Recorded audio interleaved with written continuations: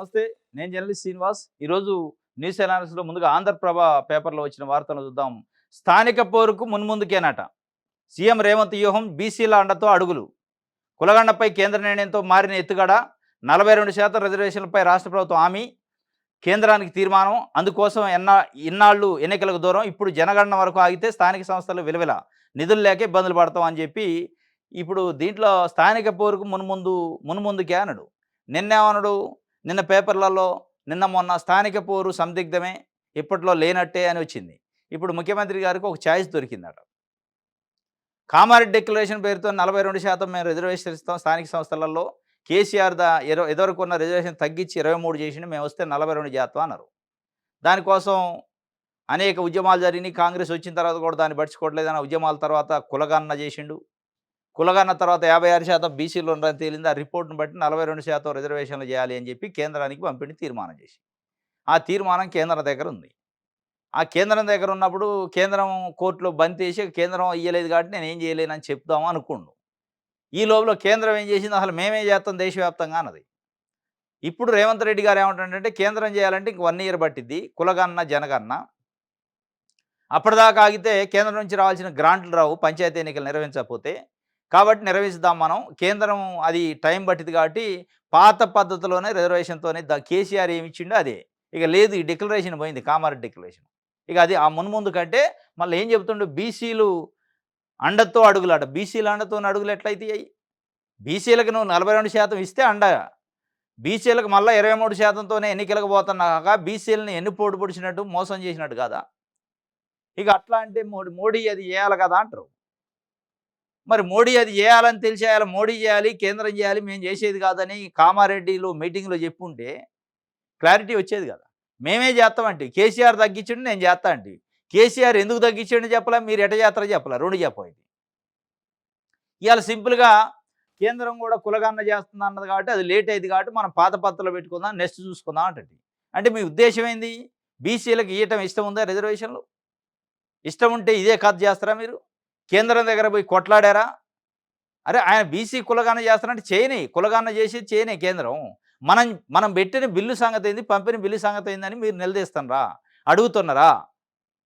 మొత్తం ప్రభుత్వం ప్రతిపక్షాలను తీసిపోయి అఖిలపక్ష మీటింగు పోయి అడిగిందా?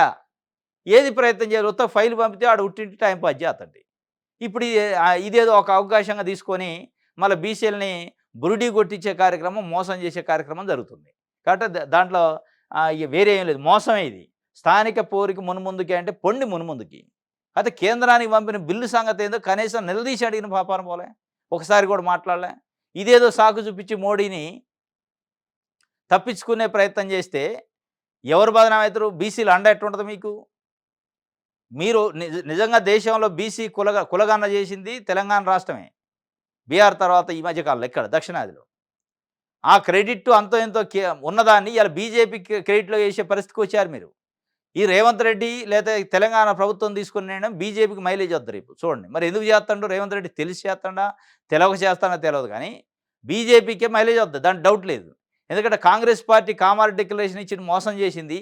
బీజేపీ రేపు వస్తే కులగణన చేసి 42% మేమే ఇస్తామని వాళ్ళు చెప్తారు ఎట్లాగో. దాన్ని నమ్ముతారు. నువ్వు చేసిన కులగణన తప్పు, నువ్వు చేసిన ఉద్దేశమో తప్పు, నీకు అసలు ఇంటెన్షన్ లేదనేది ఇవాళ బీజేపీకి లాభం జరిగేలాంటి నిర్ణయాలు మీరు ఎందుకు తీసుకుంటున్నారు? దాని వెనకున్న వ్యూహం ఏందో తెలవట్లే. ఇది తప్పనిసరిగా బీజేపీకే లాభం అయింది. రైట్. 50% కోటా ఎత్తేయాల్సిందే. Telangana model best. BC, SC, ST వర్గాలకు రిజర్వేషన్ పెంచాలి. జనాభా ఆధారంగా తగిన వాటా ఇవ్వాలి. దేశానికి ఆదర్శంగా కులగణన చేశాం. సిడబ్ల్యూసీలో సీఎం రేవంత్ రెడ్డి వలన ప్రశంసించిన రాహుల్ గాంధీ. ఇది 50% కోటా పట్టుకున్నారు ఇప్పుడు కాంగ్రెస్ వాళ్ళు. మొరదాకా కులగణన పట్టుకున్నారు. దేశవ్యాప్తంగా కులగణన చేయాలి అంటే మనం అంటాం బీజేపీ వద్దంటది అనుకుంటాం. ఆల్ ఆఫ్ సడన్గా బీజేపీ ఓకే మేము చేయాల్సిందే కులగణన అన్నారు. ఇప్పుడు ఏం చేయాలో తెలియని పరిస్థితి. కాంగ్రెస్ పార్టీ డైలమాలో పడింది. ఆ డైలమా నుంచి నిన్న అత్యవసరంగా సిడబ్ల్యూసీ మీటింగ్ పెట్టి కులగణన చేయాలి, మేము అన్నది కరెక్టే, మీరు కోఆపరేట్ చేస్తాం, మేము మా ఒత్తిడి వలన జరిగింది, కానీ చేసిన తర్వాత రిజర్వేషన్లు పెంచాలి కులాల వారీగా. 50% సీలింగ్ అనేది ఎత్తేయాలి రిజర్వేషన్ పైన. 68% రిజర్వేషన్ పెట్టాలి ఎస్సీ, ఎస్టీ, బీసీ మైనార్టీలకు అని చెప్పారు. ఇప్పుడు ఈ ఎజెండాని ఎత్తుకుంటూ ఇది కూడా వాస్తవం కరెక్టే. మరి కులగణన చేసేదే లెక్కలు తీసేదే అందుకు కదా. లెక్కలు తీసేది దేనికి? ఆ లెక్కల ప్రకారం పంపకాలు చేయటానికి. అది పదవులు కావచ్చు, నిధులు కావచ్చు, ఏదైనా కావచ్చు, సంపద కావచ్చు. మరి పంపిణీ చేయని లెక్కలు ఉట్టికి దేనికి? లెక్కలు చేసేదే పంపిణీ కోసం గదా! కాబట్టి వాళ్ళిప్పుడు ఆ ఎజెండా పెట్టుకున్నారు. మరి దీనికేం చెప్పిద్దో కేంద్రం, బీజేపీ చూడాల. బీసీ బిల్లు అవరోధాలు, గవర్నర్ ఆమోద ముద్ర అదొక్కటే సరిపోదు. రాష్ట్రపతి ఆమోదం తప్పనిసరి. 50% దాటొద్దని సుప్రీంకోర్టు 9వ షెడ్యూల్ సవరణ తప్పదు. తెలంగాణ ప్రతిపాదన ఓకే. అంటే ఇతర రాష్ట్రాల నుంచి డిమాండ్లు. ఈ తేనె తొట్టిన కేంద్రం కదిలించకపోవచ్చు. బీహార్ దూకుడుకు సుప్రీం బ్రేకు. రేవంత్ ప్రభుత్వ వైఖరేమిటి? బీసీ బిల్లుకు అవరోధం. ఈ అవరోధాలొస్తాయని మీరు కామారెడ్డి డిక్లరేషన్‌లో మీటింగ్‌లో మాట్లాడే రోజు తెలుసు. ఈ 9వ షెడ్యూల్ కథ ఇయ్యాలొచ్చింది కాదు. 50% దాటొద్దని సుప్రీంకోర్టు ఇయ్యాల చెప్పింది కాదు. ఇయన్నీ ఉన్నందుకే గదా! కేసీఆర్ 34 ఉన్నదాన్ని 23కి తగ్గించింది. ఆయనేం కావాలని తగ్గీయలేదు గదా! తగ్గించింది మీకు తెలుసు ఎందుకు తగ్గించిందో. ఈ రాష్ట్రపతి ఆమోదం తప్పనిసరి అని తెలుసు. ఇయన్నీ తెలిసి కూడా ఉట్టినే మీరు డ్రామాలాడారు అనేది అర్థమైంది. ఈ అవరోధాలన్నీ ఉన్నాయని కామారెడ్డి డిక్లరేషన్‌లో మాట్లాడిన నాయకులందరికీ తెలుసు. కాకపోతే ఇయాల ఓట్ల కోసం ఏదో ఊదరగొట్టారు. ఓట్లేయించుకున్నారు. ఇయాల ఒకడి మీదనో ఒకడి మీద నెపన్నేసి మొత్తానికి బీసీలను ఎన్నిపోటు పొడిచే కార్యక్రమం చేస్తారు. ఇది నిజంగానే స్థానిక సంస్థల ఎన్నికలకి రిజర్వేషన్లు పెంచకుండా పోతే అది ఎన్నుపోటే. వెలుగు చూద్దాం. ఆ అభ్యర్థి ఆన్సర్ షీట్లు సమర్పించండి. గ్రూప్ 1 ఎగ్జామ్‌పై విచారణలో టీజీపీఎస్సీకి హైకోర్టు ఆదేశం. మధ్యంతర ఉత్తర్వులు కొనసాగింపు. విచారణ జూన్ 11కు వాయిదా పడింది. గ్రూప్ 1కి సంబంధించి ఒక అభ్యర్థి ఆ! ఎవరు ఆమె అంటే పూజితారెడ్డి అట. ఎగ్జామ్ రాసింది. మార్కులు చూసుకున్న తర్వాత మెయిన్స్ ఎగ్జాము రీవాల్యుయేషన్ పెట్టింది. రీవాల్యుయేషన్‌లో ఒక మార్కో, 2 మార్కులు పేరాలు గాని తగ్గిందట పూర్తిగా. నాకు అనుమానం ఉంది అని చెప్పి ఆమె కోర్ట్‌లో చెప్పింది. ఆమెకు సంబంధించిన ఆన్సర్ షీట్‌ని కోర్ట్ ముందు పెట్టండి అన్నది కోర్టు. అసలు మీరు దిద్దిన దిద్దుడు ఏంది? మీ కథ ఏందో తేల్తామని. ఇప్పుడొస్తది ఆన్సర్ షీట్. జూన్ 11 కల్లా మేము సీల్డ్ కవర్‌లో పెట్టిస్తాం అన్నది. ఆన్సర్ షీట్ వస్తే గాని ఎక్స్‌పర్ట్‌ల ముందు పెట్టి కోర్టు వాల్యుయేషన్ చేస్తే మీరు ఎంత చక్కగా చేశారు వాల్యుయేషన్ అనేది బయటకి వద్దనేది అభ్యర్థులు 19 మంది అభ్యర్థులు కోర్టుకు పోయారు. కోర్టు ఆల్రెడీ స్టే ఇచ్చింది. దేని మీద? నియామక పత్రాలు అంటే అపాయింట్‌మెంట్ ఆర్డర్స్ ఇష్యూ చేయకుండా స్టే ఇచ్చింది. ఆ స్టేని మళ్ళీ ఎక్స్‌టెండ్ చేసింది జూన్ 11 దాకా. టీజీపీఎస్సీ అడ్వకేట్ ఒత్తిడి చేసిండు. ఇది లేట్ అయితుంది సార్ దాన్ని ఎత్తేయండి స్టే అంటే, మీరు ఒత్తిడి చేస్తే కుదరదు. దీని వెనక ఏముందో మొత్తం తెలుసుకోవాలి. తెలుసుకున్న తర్వాతనే మేము దాన్ని వెకేట్ చేస్తాం తప్ప అప్పటిదాకా లేదు అని చెప్పి చెప్పిందట. అసైన్డ్ భూములు లెక్కలు తీయండి. పట్టా ఉండి పొజిషన్‌లో లేనోళ్ళు, పొజిషన్‌లో ఉండి పట్టా లేనోళ్ళ వివరాలు సేకరించండి అని పొంగులేటి చెప్పిండు. 5 నుంచి మరో 28 మండలాల్లో భూభారతి పట్టణ ప్రాంతాల్లో కనీసం 500 ఇంధనం మిల్లు కేటాయించాలని అధికారులకు ఆదేశం. అసైన్డ్ భూములకు సంబంధించి ఆయన కీలకమైన ఆదేశాలు రెవెన్యూ యంత్రాంగం ఇచ్చిండు. పట్టా పేపర్లుండి డాక్యుమెంట్స్ ఉన్నాయి. కానీ పొజిషన్‌లో లేనోళ్ళు ఎంతమంది? పొజిషన్ నుండి పట్టా లేనోళ్ళు ఎంతమంది? ఆ లెక్కలన్నీ తీయండి అన్నారు. మరి వాళ్ళకేమైనా రెగ్యులరైజేషన్ చేసే కార్యక్రమం ఉందా? అసైన్డ్ భూములకు సంబంధించి తెలవదు గానీ, అంటే ఎన్నికల హామీలో అదొకటుంది. అసైన్డ్ భూములకి దాదాపు 20 సంవత్సరాల నుంచి అనుభవిస్తూ పట్టా ఉన్నోళ్ళకి రెగ్యులరైజేషన్ చేస్తాం. కన్వీనియన్స్ డీడ్ చేస్తాం. వాళ్ళకి టైటిల్ ఇచ్చేస్తాం. పూర్తిగా పట్టా ఇచ్చేస్తాం అన్నారు. 2017 కంటే ముందు అసైన్డ్ భూముల్ని కూడా కొనుక్కొని ట్రాన్సాక్షన్ చేసి ఉన్నోళ్ళకి కూడా ఏదన్నా వాళ్ళకి రిలీఫ్ ఇస్తామని చెప్పారు. 2017కు ముందు అసైన్డ్ భూమి పట్టాదారు నుంచి లావణ్ పట్టా అని వేరే వ్యక్తులు కొనుక్కొనుంటే అగ్రిమెంట్ ఉంటే అగ్రిమెంట్ మీద ఏదైనా కొంత రిలీఫ్ ఇయ్యాలనే ఒక ప్రయత్నం చేస్తున్నట్టుంది. దానికోసం రెవెన్యూ మంత్రి పొంగులేటి శ్రీనివాసరెడ్డి చెప్పిండు. అసైన్డ్ భూముల లెక్కలు మొత్తం బయటికి తీయండి. మరి ఈ లెక్కలు వచ్చాక అసైన్డ్ భూములకు సంబంధించి బిగ్ రిలీఫ్ వస్తుందా? చూడాలి. దిశ 17 నెలల్లో ఏం చేశారు? ఎన్ని గ్రామాల్లో పర్యటించారు? మొదలైన నియోజకవర్గాల రివ్యూ. మహబూబ్‌నగర్ ఎమ్మెల్యేలతో భేటీ పూర్తి. ఎమ్మెల్యేల పనితీరుపై సీఎం రేవంత్ ఆరా. ఒక్కొక్కరితో విడివిడిగా సమావేశం. త్వరలో మిగతా సెగ్మెంట్ల వారితో మాట్లాడతానడం మళ్ళీ మర్చిపోయే అవకాశం కూడా ఉంది. మళ్ళీ గుర్తుపెట్టుకొని మాట్లాడండి. గతంలో చాలా సార్లు చెప్పారు మాట్లాడతా అని. ఒక మహబూబ్‌నగర్ అయింది మళ్ళీ మర్చిపోయేవారు గిట్ల. 17 నెలలు అయింది మనం వచ్చి ఏం చేశారు మీరని మా ఎమ్మెల్యేలను అడిగిండు రేవంత్ రెడ్డి గారు. ఏ గ్రామాలు తిరిగారు? ఏ మండలాలు తిరిగారు? ఏం చేశారు మీరు? ఏం చేయాలన్నా మరి నువ్వు డబ్బులు ఇయ్యాలిగా. నీకా డబ్బులు లేవు. వాళ్ళు తిరిగితే జనాలు ఎండబట్టేటట్టుండ్రు. వాళ్ళు తిరగట్లే. ప్రోగ్రెస్ రిపోర్ట్ ఏంది అనేది మొత్తం పెట్టిండట ఎమ్మెల్యేల ముందు. మీరు ఎక్కడ తిరిగారు? ఏం కథ చెప్పండని. ఎట్ ద సేమ్ టైమ్ ఇలా 4 కోట్ల మంది తెలంగాణ ప్రజలు కూడా ముఖ్యమంత్రి రేవంత్ రెడ్డి గారిని అడుగుతున్నారు.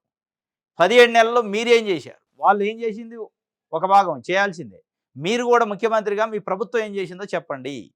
మీరు ఇచ్చిన 6 గ్యారంటీల కథ ఏందో చెప్పండి అని తెలంగాణలో ఉన్న ఆడపడుచులు అడుగుతున్నారు. మీరు రూ. 2,500 మహిళలకు ఇస్తానన్నారు ఇచ్చారా? 2,00,000 ఉద్యోగాలు నింపుతున్నారని నింపారా? పెన్షన్లు 4,000 పెంచుతున్నారని పెంచారా? రేషన్ కార్డులు, ఇంధనం బిల్లు రకరకాలుగా చెప్పారు. ఏది పూర్తి అయింది? రైతు రుణమాఫీ పూర్తయిందా? రైతు భరోసా వచ్చిందా? వీటన్నిటిపైన కూడా తెలంగాణ సమాజం మిమ్మల్ని అడుగుతుంది 17 నెలల్లో రేవంత్ రెడ్డి గారు మీరు ఏం చేశారు? ఎందుకు చేయలేదు అని. మీరు కూడా వాళ్ళ వాళ్ళ ప్రోగ్రెస్ రిపోర్ట్ మీరు వాళ్ళకి చెప్పేటప్పుడు మీ ప్రోగ్రెస్ రిపోర్ట్ కూడా ప్రజల నుంచి తీసుకోండి. ఇది 17 నెలల్లో ఏం చేశారు? మనం ఏం చేయలేదా అని అనుమానం వచ్చినట్టుంది. ఎమ్మెల్యేల ముందు ప్రోగ్రెస్ రిపోర్ట్ పెట్టిండట. మరి ఫెయిల్ అయ్యారా? పాస్ అయ్యారా? అనేది బయటికి చెప్పట్లే. నాకు తెలిసి ఎక్కువ మంది ఎమ్మెల్యేలు ఫెయిల్ అయ్యే ఉంటారు. తీవ్రంగా వ్యతిరేకత. త్వరలో అమెరికాకు పోతున్నాడు కేసీఆర్. ఫామ్ హౌస్ నుంచి అమెరికా పోతున్నాడట. ఎందుకంటే మనవడు ఉండాడ. ఆయనది కాన్వొకేషన్ ఏదో ఉందట పట్టా కార్యక్రమం. దానికి పోతుండట.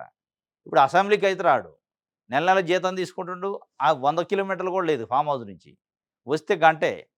అవసరమైతే రేవంత్ రెడ్డి గారు మీరొస్తారంటే ట్రాఫిక్ అంతా క్లియర్ చేపిస్తా అంటుండు కూడా. అయినా రాట్లే ఆయన బయటికి. వరంగల్ మీటింగ్ పోయిండు. ఆడ నుంచి అమెరికా పోతుండట. ఇక నేను తేల్చుకుంటా రంగంలో దిగి నేను వదిలిపెట్టా అన్నాడు. ఓరియమ్మ ఏమన్నా దిగుతడేమో రంగంలోకి అనుకుంటే మళ్ళీ అమెరికా పోతాండు. ఈ కేసీఆర్ గారు ఉద్యమ కాలం నుంచి ఇదే కథ. ఇక వస్తాను నేను ఇక సింహం కదిలిందంటారు. ఆ సింహం కదలదు మళ్ళా. అంటాడు పోతాడు అందులో దూరుతాడు. మళ్ళీ బయట రాడు. మళ్ళీ ఎప్పుడో ఒకసారి వస్తాడు. ఏంది ఇది అర్థం కాక జనాలు అయ్యాలంటే ఉద్యమం కాబట్టి ఇక అందరికీ ఆ ఊపు ఉంది కాబట్టి వెళ్ళిపోయింది. మరి ఇయాల ప్రతిపక్షం మీరు. ఉట్టినే అట్టని వెళ్ళిపోతే ప్రజలు పట్టించుకోరు. ఉట్టి మాటలు నడవు ఇప్పుడు. అయ్యాల ఎమోషను, సెంటిమెంట్ ఉంది కాబట్టి నడిచింది. ఇదిగో ఆగస్టులో వస్తుంది తెలంగాణ అంటే పోయి అందులో దూరేది. ఇదిగో డిసెంబర్ అనేది మధ్యలో ఒకసారి వచ్చి. ఇప్పుడు కూడా అదే కథ ఉంది. ఇక నేను వత్తా 18 నెలలు అయిపోయింది. ఒక్కోటి తాట తీస్తా. కేసీఆర్‌ని అడ్డుకుంటరా? కేసీఆర్ ప్రపంచాన్ని ఆపలేత్తరా ఎవడన్నా? ఆపేటోడు ఉండా? అంటివి. ఎవడన్నా ఆపుతున్నాడా? ఎవడు ఆపుతున్నాడులా? ప్రజలు మంచి బ్రహ్మరథం పట్టేటట్టుండ్రు వస్తే. కానీ నువ్వు అసలు మాట చెప్పేది ఒకటుంది, చేసేది ఒకటుంది. అమెరికా పోతున్నాడు. సరే పోతే పోవచ్చు మనవడది అయితుంది కాబట్టి పోయి వెంటనే వచ్చి ప్రజల్లో తిరగాల. ప్రజల గురించి మాట్లాడాల. ఇది ఒక వార్త. ఇంధనం మిల్లట 600 చదరపు అడుగులు పెంచొద్దని చెప్తుంది ప్రభుత్వం. అనర్హులని తేలితే నిర్మాణం మధ్యలో ఉన్న రద్దు చేస్తాం. 5-28 జిల్లాల్లో రెవెన్యూ సమస్యలు కేసీఆర్ పాలనలో రెవెన్యూ నాశనం అయిందని మంత్రి పొంగులేటి చెప్తుండు. ఇది నాకు అర్థం కానిది ఏందంటే 2, 3 రోజుల నుంచి వస్తుంది. ఇంధనం మిల్లు 600 చదరపు గజాలకు మించొద్దు. చదరపు అడుగులు అంటే స్క్వేర్ ఫీట్లు 600 స్క్వేర్ ఫీట్‌కి మించితే ఇయ్యరట. ఏ పెద్దది కట్టుకోకూడదా జనాలు ఇల్లు? అరె నువ్వు ఇచ్చేది 5,00,000 వాళ్ళు ఎంత డబ్బులు పెట్టి కట్టుకుంటారు. నీకెందుకు? అంటే మీ కారు షెడ్‌ల కంటే మించొద్దనా మీ కోరిక? ఇయాల క్యాబినెట్‌లో ఉన్న మంత్రులు, బడాబాబులకు సంబంధించిన కారు షెడ్‌లు ఎంత ఉంటాయో తెలుసా? ఒక 2, 3 వేల స్క్వేర్ ఫీట్లు వెడల్పు ఉంటాయి కారు షెడ్‌లు. ఎందుకంటే ఇంట్లో ఉన్నోళ్ళందరికీ ఒక్కొక్క కారు ఉంటది. మళ్ళా ఒక్కొక్క కారు కాదు. ఒక్కొక్కళ్ళకి 2, 3 కార్లు, 2, 3 రకాల బ్రాండ్‌లు ఉంటాయి. ఒకాయనకి ఆడి కారు ఉంటది, బెంజ్ కారు ఉంటది, ఇంకో ఫార్చ్యూనర్ ఉంటది. అంటే పెళ్ళికి పోయినప్పుడు ఆడి కార్‌లో పోతాడు, ఇంకో దానికి పోయినప్పుడు బెంజ్‌లో పోతాడు, ఇంకో దానికి పోయినప్పుడు ఫార్చ్యూనర్‌లో పోతాడు. ఇట్లా కూడా ఉన్నాయి. ఒకే వ్యక్తికి 2, 3 కార్లు ఉన్నోళ్ళు ఉన్నారు ఇంట్లోనే. ఆ కార్‌లన్నీ పట్టాలంటే మరి 2, 3 వేల చదరపు అడుగులు విస్తీర్ణంలో బిల్డింగ్‌లు ఉండాల. ఆ కారు షెడ్‌లు ఉండాల. అంటే మీ కారు షెడ్ కంటే కూడా చిన్నగా ఉండాలా? ఏందన్నట్టు మీ ఉద్దేశం? 600 చదరపు అడుగులు దాటొద్దు. దాటితే మేము ఇల్లు ఇయ్యం. ఏం మీ జాగిరా ఇది? ప్రజలు కట్టిన పన్నులతోనొచ్చిన డబ్బుల్నే మీరు ఇస్తన్రు. లేదా ప్రజలకున్న ఆస్తులను అమ్మిస్తన్రు. దానికి కూడా కండిషన్‌లేంది? కేసీఆర్ అప్పట్లో అనేది 2014లో అల్లుడొత్తే ఎక్కడ పడుకోవాలా? కాళ్ళు బయటికి కనపడతాయి. గొర్రె, మేక ఉంటే ఏడుండాలి? దూడ, బర్రె ఉంటే ఏడుండాలని. ఆయన అన్నందుకైనా మీరు అనాలి కదా! మీరు ఎన్నన్నా కట్టుకోండి గానీ మేము ఇచ్చేది 5,00,000 అని చెప్పాల్సింది పోయి 600 అడుగులకు పెంచొద్దంటే ఏం ప్రజాపాలన? ఏం ఇంధనం పాలన? ఏం ఇంధనం మిల్లయి? అరె నువ్వు ఇచ్చే డబ్బులు వాళ్ళు కట్టేది కట్టుకుంటారు. రైతు రుణమాఫీలో కూడా ఇదే కథ చేశారు. 2,00,000 దాటితే మేము ఇయ్యం. అంటే 2,00,000 ఎందుకు దాటినియి? మీరిచ్చిన హామీల వల్లనే కదా!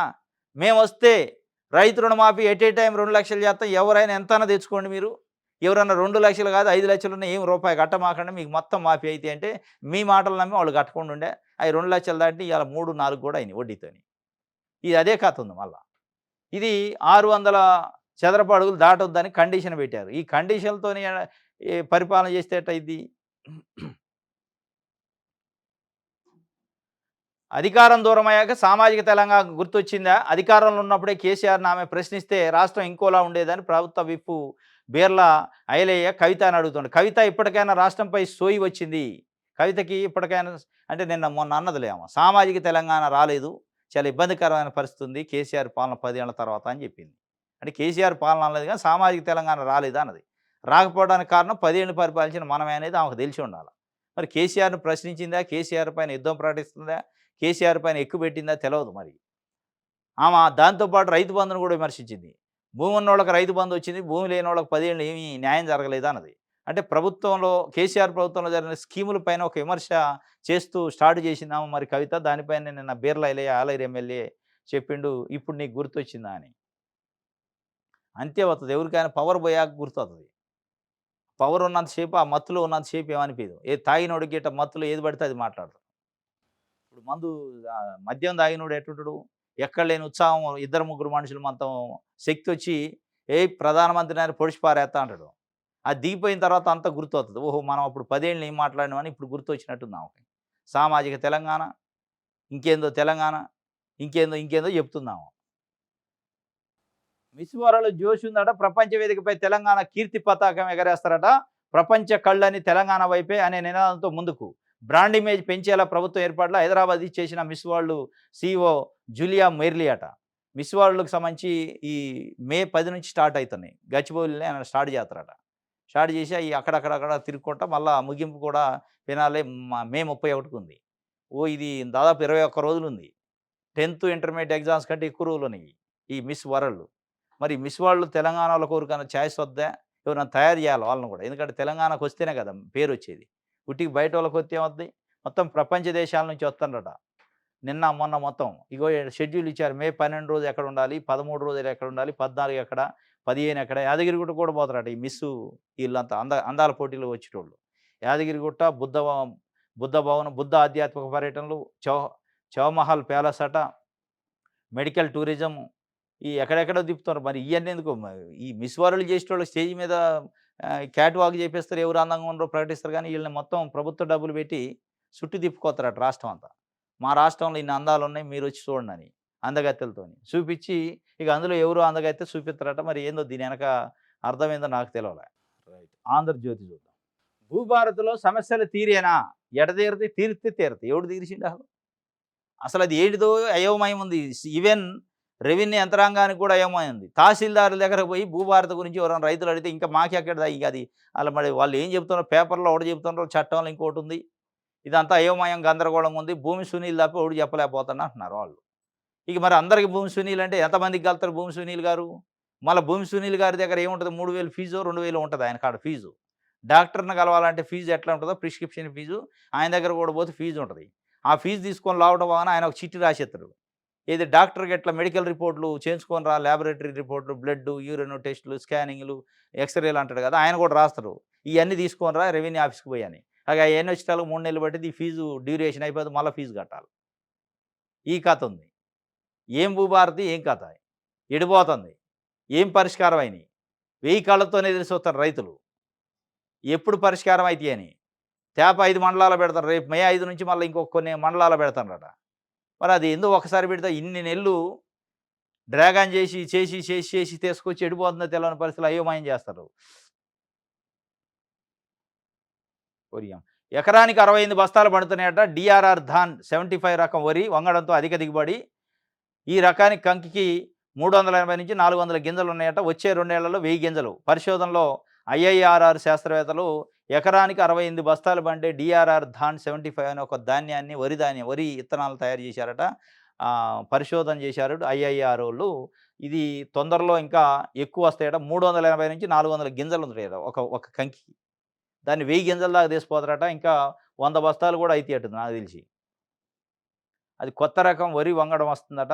దానికి సంబంధించి ఒక వార్తని ఇచ్చారు. ఇగోది ఇది. ఇది తయారు చేస్తుండట. ఐఆర్ఆర్ అంటే రాజన్నర్‌లో ఉంటది. భారతీయ వరి పరిశోధన సంస్థ అని ఇండియన్ రైస్ రీసెర్చ్ ఇన్‌స్టిట్యూట్ అని ఒకటి ఉంటది ఆడ. Indian institute of rice research అని. వాళ్ళు తయారు చేస్తారట. డీఆర్ఆర్ ధాన్ 75 ధాన్ అంటే ధనం. రకం వరి వంగడం భాగ్యనగర్ సోనాతో హెక్టార్‌కు 10 టన్నుల నుంచి 12 టన్నుల ధాన్యం దిగుబడి అంటే ఎకరానికి 68 బస్తాలు. బస్తాకి 70 కిలోలు వస్తుందని IRR genetics and plant breeding విభాగం హెడ్ డాక్టర్ సాయి ప్రసాద్ చెప్పిండు. ఇది గిట్లా వస్తే రైతులకు మంచిదే. మరి ఏమొస్తుందో చూడాలి. ఎన్ని రోజులు పట్టిద్దనేది. మా ప్లాట్లు మాకిప్పించండి. యాదాద్రి జిల్లా ఎస్ఎల్ఎన్ఎస్ నగర కాలనీ హౌసింగ్ సొసైటీ బాధితులు గ్యాంగ్‌స్టర్ నయీం భార్య, అనుచరులు తప్పుడు ధృవపత్రాలతో కాజేసిన తమ భూములను ఇప్పించాలని యాదాద్రి భువనగిరి జిల్లా Sri Lakshminarasimhaswamy Nagar colony mutual aided cooperative housing సొసైటీకి చెందిన దాదాపు 400 మంది ప్రభుత్వానికి కోరారు. శుక్రవారం హైదరాబాద్ మల్కాజ్గిరిలో వారు మీడియాతో మాట్లాడారు. యాదాద్రి భువనగిరి జిల్లాలో సర్వే నెంబర్ 722 నుంచి 24, 726 నుంచి 733 వరకు ఉన్న స్థలం వేసిన స్థలంలో ఏసిన ప్లాట్లను సుమారు 500 మంది కొనుగోలు చేశాం. రెవెన్యూ రికార్డు ప్రకారం వీటికి మ్యూటేషన్ జరిగింది. అయితే 2002, 2003లో రికార్డులో మా పేర్లకు బదులు ఇతర పేర్లు చేర్చారు. ఆరా తీస్తే మా ప్లాట్‌ను తప్పుడు ధృవపత్రాలతో నయీం భార్య, అనుచరుల పేరిట ఏజీపీఏ ద్వారా బదలాయించుకున్నట్టు తెలిసింది. నయీం ఎన్‌కౌంటర్ తర్వాత మా భూములను సర్కారు నిషేధిత జాబితాలో పెట్టింది. దాంతో మా ప్లాట్‌ల కోసం 2005 నుంచి న్యాయ పోరాటం చేస్తున్నాం. ఇది కథ. నయీం పోయి చాలా సంవత్సరాలయింది. అయినా ఆయన కోడి ఇంకా దగ్గలే. దాదాపు 400-500 ప్లాట్లు కబ్జా చేసి పడేసిండట. వాళ్ళ భార్య పేరు మీద రిజిస్ట్రేషన్ అయిపోయినాయట. వాళ్ళు లబోదిబోం అంటున్నారు. కాంగ్రెస్ పార్టీ అది ప్రతిపక్షంలో ఉన్నప్పుడు నయీం డైరీ కథ ఏంది? నయీం సంగతి ఏంది అన్నారు. వాళ్ళొచ్చారు. ఆ డైరీ లేదు, నయీం గురించి మాట్లాడలే. ఆ ప్లాట్లు ఇడిపించండి అని చెప్పి యాదాద్రి భువనగిరి జిల్లాలో పాపం ఆ బాధితులంతా నిన్న మల్కాజ్గిరి వచ్చి ప్రెస్ మీట్ పెట్టి ప్రెస్‌లో చెప్పారు. మా ప్లాట్లు మాకు ఇప్పించండి అని. మరి ఇప్పటికైనా ప్రభుత్వంలో ఉన్న పెద్దల కళ్ళు తెరవాల. కళ్ళు తెరిసి ఆ నయీం బాధితులను ఆదుకోవాలి పాపం. మాటలు చెప్పినోడు ఆదుకోపాయె, చేతలు చేసినోడు ఆదుకోపాయె. ఈనాడు చూద్దాం. తెలంగాణ నమూనాని అనుసరించాలి. కులగన్నపై కేంద్రాన్ని డిమాండ్ చేసిన కాంగ్రెసు ఏదో ఒక నమూనా ఏదైనా గాని ముందు కులగన్న చేయనియండి. కులగన్న చేయాలి. ఇంకోటి మీరనే అంటే సీడబ్ల్యూసీలో నేను తీసుకున్న నిర్ణయం 50% రిజర్వేషన్ టారిఫ్ అనేది ఎత్తేయాల. ఆ 2 డిమాండ్‌లు పెట్టండి. ఈ నమూనా మీరు తీసుకున్నా, ఇంకోటి తీసుకున్నా ఏదో ఒకటి తీసుకుంటారు. 68% 70% రిజర్వేషన్ ఉంచేటట్టు 9థ్ షెడ్యూల్‌లో పెట్టాలి కేంద్రం. పెడితే అప్పుడు ఏ ఇబ్బంది ఉండదు. చట్టానికి చిక్కులు లేకుండా ఉంటాయి. పేదల ఇంట రేషన్ పండగట మే నెలలోనే కొత్తగా 11.05 లక్షల మంది లబ్ధిదారులు. పాత కార్డులో అదనంగా 10,12,199 మంది పేర్లు నమోదు. 2.93 కోట్లకు చేరిన మొత్తం కార్డుదారుల సంఖ్య పెరిగినాయట. ఏం పెరిగినాయంటే 10,12,199 మంది కొత్తగా జన్మించిన పిల్లల పేర్లు యాడ్ అయినాయట పాత రేషన్ కార్డులో. కాబట్టి ఇక మే నెల నుంచి పేదల ఇంట రేషన్ పండగట మే నెలలో కొత్తగా 11 లక్షల మంది మళ్ళా కొత్త లబ్ధిదారులు వచ్చారట. అంటే ఒక్కొక్కళ్ళకి 6 కేజీలు ఇవ్వాలి. మళ్ళా పెరిగింది ఇచ్చే సంఖ్య. మరి కొత్త రేషన్ కార్డులు ఎప్పుడు ఇస్తారా అంటే దాని గురించి రాయాలి మరి మన తెలంగాణ. కులగన్నపై కాలయాపనైన మోడీ చిత్తశుద్ధిపై సిడబ్ల్యూసీ సందేహాలు. పాకిస్తాన్తో ఉద్రిక్తల వేళ కేంద్ర ప్రభుత్వ నిర్ణయం విస్మయకరం. పహల్గాం ఉగ్రదాడికి జరిగి ఇన్ని రోజులైనా కేంద్రం నుంచి ప్రతీకార చర్య ఏది? ఇప్పటివరకు ఎటువంటి ప్రతిపాదనలు రాలేదు. కేంద్రం వెంటనే స్పందించి పాక్ను ఏకాకిం చేయాలి. జాతి యావత్తు సమైక్యంగా స్పందిస్తుంది. ఇది రాజకీయాలకు సమయం కాదు. విద్వేషకర విభజిత రేఖలకు దిగరాదు. భారత్ ఐక్యంగా నిలుస్తుందని చాటి చెబుదాం. తక్షణ చర్యలతో ఉగ్రవాదానికి జవాబు చెప్పాలి. సిడబ్ల్యూసీలో తీర్మానం. ఏమైంది? ఇన్ని రోజులైంది పహల్గాం జరిగి ఏం చేస్తున్నారు? పాకిస్తాన్‌ని కట్టడి ఎందుకు చేయట్లే? ఒంటరిని ఎందుకు చేయట్లే? ఏకాకిని ఎందుకు చేయట్లే? అని చెప్పి అడుగుతున్నారు. దాంతోపాటు కులగన్న అనేది కాలయాపనైనా ఉట్టిదేనా ఈ కథ? దేశం వాస్తవంగా ఒక ఒక ఎమోషనల్ సెంటిమెంట్ ఇష్యూలో ఉంటే పహల్గాం జరిగిన తర్వాత ఈ సందర్భంలో దీన్ని రిలీజ్ చేయడం వెనకున్న వ్యూహం ఏంది? దేశంలో ఉన్న ప్రజలను డైవర్ట్ చేయటమా? మీ అసమర్థతని పహల్గాం దాడుల్ని తప్పుదోవ పట్టించే కార్యక్రమా? నిజంగానే కులగన్న చేసేదనా? కులగన్న చేసే వాతావరణం లెక్క కనపట్లే. దీన్ని కాలయాపనే చేస్తారు. ఇది కేవలం ఎన్నికల కోసం వాడుకునే ఒక ఎత్తుగడ తప్ప అని ఒక సిడబ్ల్యూసీ అయితే సందేహం వ్యక్తం చేసింది. మరి నిజంగానే ఆ సందేహం నిజం ఉందా అనేది భవిష్యత్తులో మనకు తెలవాల. సీట్ల దందా షురువయిందట. ఏం సీట్లు అంటే ఇంజినీరింగ్ సీట్లు. రాష్ట్రంలో ఉన్న ఇంజినీరింగ్ కాలేజీలలో మేనేజ్మెంట్ కోటా సీట్లుంటాయి.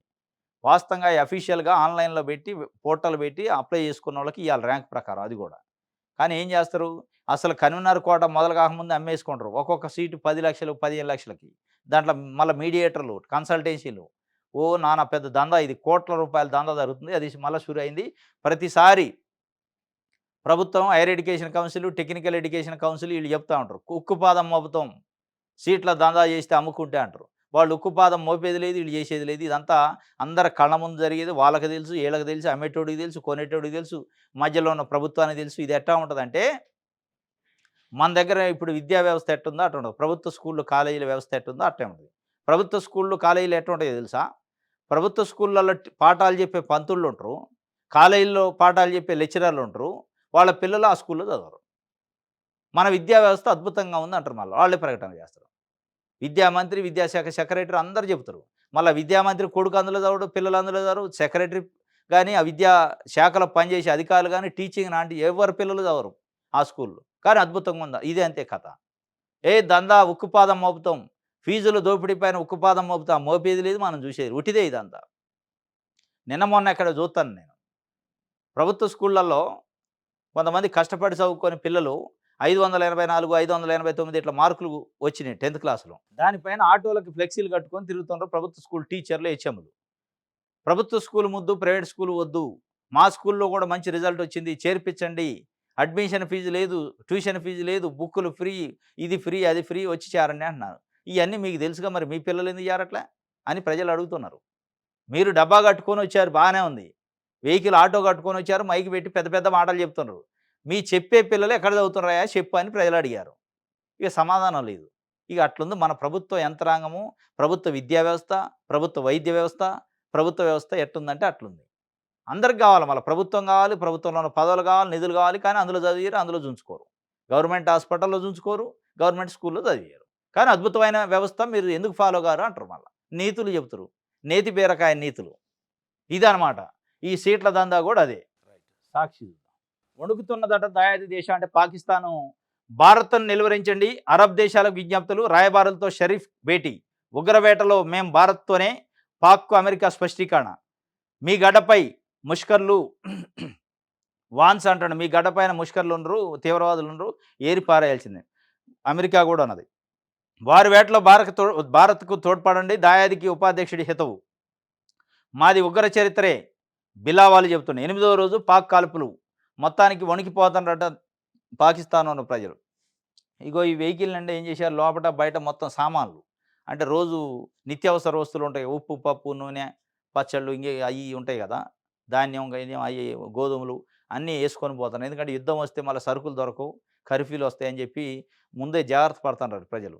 ఈ వీడు ఇవి ఇప్పుడు పహల్గామ్ దాడేందో, వాళ్ళు చేసే ప్రకటనలేందో, రెచ్చగొట్టేదేందో పాకిస్తాన్‌లో ఉన్న నాయకులు రెచ్చగొట్టే వ్యాఖ్యలు చేస్తున్నారు. వాళ్ళేం బంగళాలలో ఉంటారు, ప్యాలెస్‌లలో ఉంటారు. సామాన్య ప్రజలు పాపం ఇబ్బంది పడుతున్నారు. వాళ్ళు అర్మం కర్మ ఎరగనోళ్ళని కూడా ఇబ్బంది పెడుతున్నారు. ఇయాల తిండికి, నీళ్ళకి ఇబ్బంది పడే పరిస్థితికొచ్చింది ఇయాల పాకిస్తాన్‌లో ఉన్న సామాన్య పౌరులు. యుద్ధం ఎప్పుడొస్తదో, ఎప్పుడు కుమ్మగూలిద్దో, ఎప్పుడు మనం తిండి, నీళ్ళు లేక చచ్చిపోతామని వాళ్ళు భయపడుతుండ్రు. ఇది మొత్తానికైతే అమెరికా, మిగతా చాలా దేశాలు భారతదేశానికి మద్దతుని పాకిస్తాన్‌లో ఉన్న దాయాదులు ఎవరైతే ముష్కరులను ఏరిపారేయడానికి మా మద్దతు మీకే అని చెప్తున్నాయి. అది ఎప్పుడా అని ఎదురు చూస్తుండ్రు. దాడి ఎప్పుడు జరిగిద్దా? ఎప్పుడు పాకిస్తాన్‌ని ఒంటరి చేస్తారా? విలవిల్లాడిస్తారా? అని భారతదేశంలో ఉన్న 140,00,00,000 మంది ప్రజలు ఎదురు చూస్తుండ్రు. ఇది సాక్షికి సంబంధించి. ఇది ఈరోజు న్యూస్ అనాలిసిస్. రేపు తాజా వార్తలతోని తిరిగి కలుసుకుందాం. Thank you.